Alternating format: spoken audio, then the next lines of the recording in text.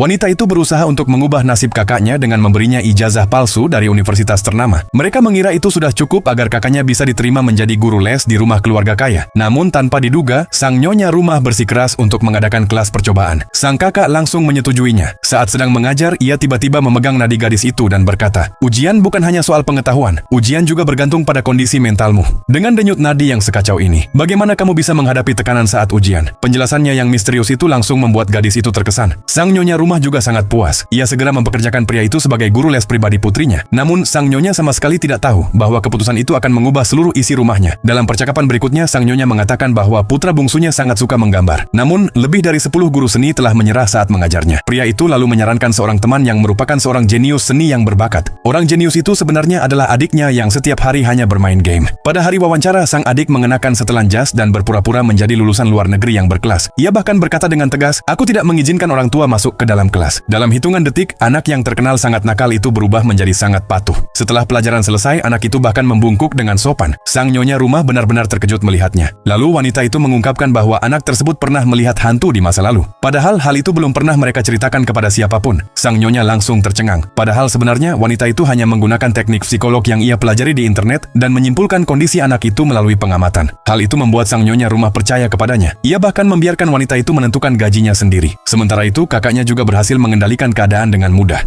Ia berkata kepada gadis itu bahwa wanita tersebut hanyalah kerabatnya. Dengan beberapa kata manis saja, ia bisa membuat gadis itu terpikat. Kemudian setelah pekerjaan wanita itu selesai dan hendak pulang, tuan rumah akhirnya tiba. Ia sama sekali tidak mencurigai apapun. Ia bahkan menyiapkan sopir untuknya. Karena takut penyamarannya terbongkar, wanita itu meminta agar diturunkan di dekat stasiun. Saat itulah ia menyadari bahwa pekerjaan sopir itu ternyata sangat mudah. Karena itu, ia berpikir ayahnya yang telah menjadi sopir selama 30 tahun pasti bisa menggantikannya. Ia diam-diam menaruh bukti palsu di dalam mobil. Esok harinya, tuan rumah menemukannya dan langsung mencurigai sopirnya. Ia menceritakan hal itu kepada istrinya. Mereka pun memutuskan untuk memecat sang sopir. Wanita itu mendengar seluruh percakapannya lalu keluar dengan tenang. Setelah itu, ia memanfaatkan situasi tersebut hingga ayahnya diterima sebagai sopir yang baru. Pada hari wawancara, tuan rumah diam-diam mengujinya dengan secangkir kopi. Namun berkat pengalaman puluhan tahun, sang ayah tidak menumpahkan setetes kopi pun meski melewati jalan yang sulit. Ia bahkan diam-diam menyesuaikan posisi kursi dan kenyamanan mobil. Saat berhasil melewati ujian itu, ia resmi menjadi sopir baru keluarga tersebut. Kini hanya kepala pelayan yang tersisa. Ia telah mengabdi kepada keluarga itu selama bertahun-tahun. Mereka mengira ia sama sekali tidak bisa disingkirkan. Namun secara kebetulan sang kakak menemukan rahasia yang selama ini kepala pelayan itu sembunyikan.